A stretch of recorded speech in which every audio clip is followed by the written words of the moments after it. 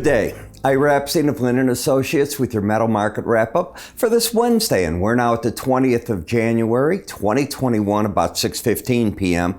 Central Time. Well, welcome, Mr. President. That is the right thing to say. Market greeted President Biden today with a rally in the stock market to new all-time highs. The metal markets turned around to the upside. The dollar, which had been higher, finished the day basically unchanged. We're getting a little bit of a bid in foreign currencies right now.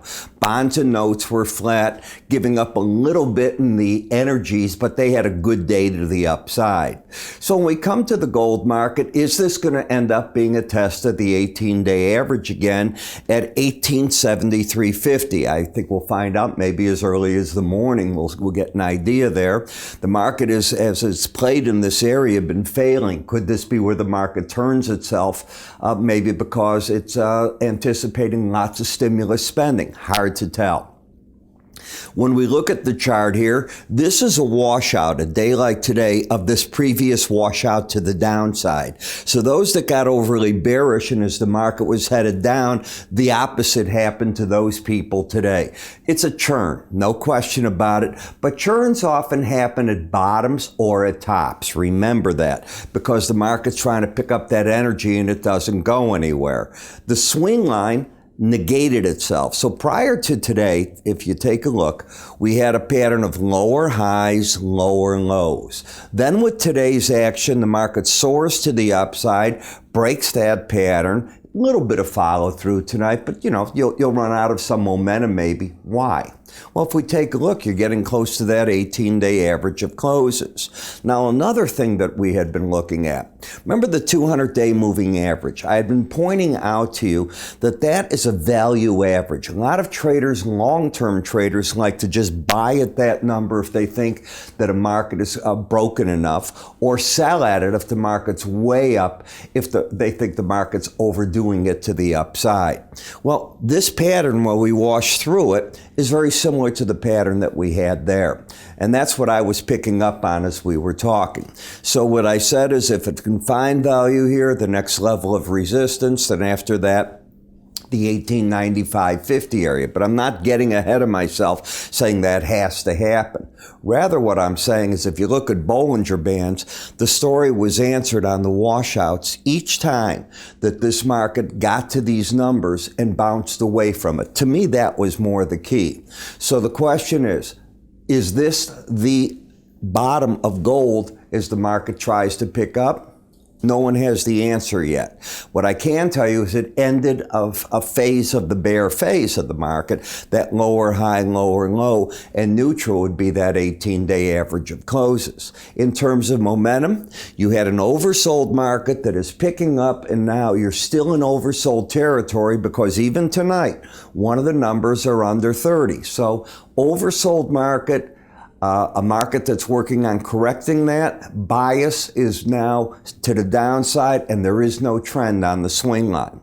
In the gold-silver ratio, you're falling right back to that 18-day average of closes where the market has been playing around for the past, 2 weeks or so. We'll see if it can do anything from there.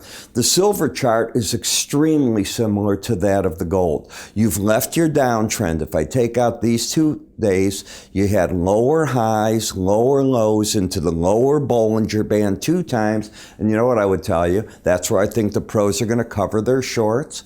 Resistance, the 100-day average. And from there, if the market can lift up, that's acting like the 200-day. I have been saying that for couple of days now. Go on YouTube and you'll see that that has been said. Now as we're coming up here, you know what I'm going to tell you. The resistance point, the 18-day average. This market, unlike gold, is no longer oversold. So that we have the bias down, no trend on the swing line, momentum trying to edge up, but not on a mounting run to the upside like you had back here. Very different look to that.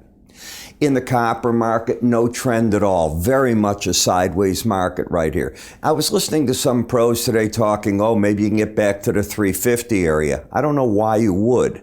I can see the sideways action, but the market has had a lot of trouble getting to a lower Bollinger Band for a long period of time as the economies throw more money at stimulus. The U.S. is an example now. That's coming as we see other economies in Europe, which we know are shut in from the virus, but as the shots take place, away you go. I had my shot today, and they told me two things. Your arm might hurt, and you'd get tired. I never take naps in the day. I took a nap afterwards. I didn't realize I got home about 3 hours later. I'm going, I'm a little tired. 2 hours later, I woke up. Rare for me. So that is my reaction to it, I pray. But that's where you go. When we take a look at the platinum market, the swing line is down. The bias is up. The 18-day average keeps acting as a support zone, and you're just basically churning in a broad range, no question about it. But you're churning. I can maybe tomorrow narrow that in a little bit so you get to see it on a different scale. It might look a little better for you. In the palladium market, we have no trend. You've got a lower low, higher high. The market keeps going back to the 100-day average. That's the main fighting number for this market. Why it picked it? But it's picked it. And you can see it and you respect that until it's lost. If it should get under that with any verve, well, then I'd look for the 2317 area, but I'm not really expecting that. I think this market's just going to sort of hang here until it's ready to do a trend.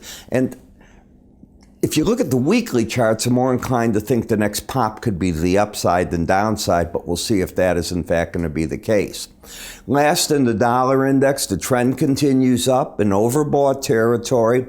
Again, that upper Bollinger Band. What is the rule the first time you hit it? Away you go. And how do you come back in? That is the key to the market, and we'll talk about that at some other point.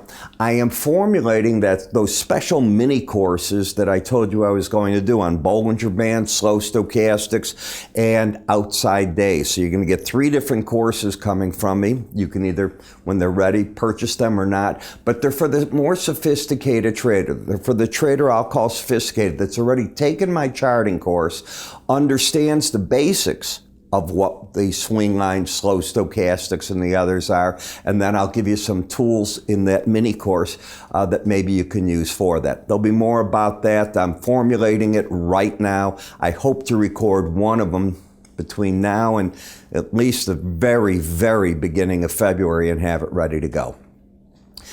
In the meantime, if you don't know all this terminology and what I'm talking about, we have a guide to technical indicators, both volumes 1 and 2, put together by Modern Trader magazine, that explains in great detail with fabulous pictures in an easy format to understand. Moving averages, how traders work with them, the different oscillators, even market sentiment. I'm not a believer in that. A lot of people use volume. I don't believe in that either. I look at price-time relationships. I never figured out Elliott Wave for myself. It's great. I understand it. Know a lot of people that do that. And Gann, again, I have tried, and if I can't say this is where it's at, that's where it's at, why do I want to get involved with it? And the problem with all that I have discovered is that after the fact you can see it, but I need to see things what's going to happen. How do you get all this? Just go to our website, www.iraepstein.com. Under free offers, click off the ones you want. We'll get it right in your hands. I'm Ira. You have a great day.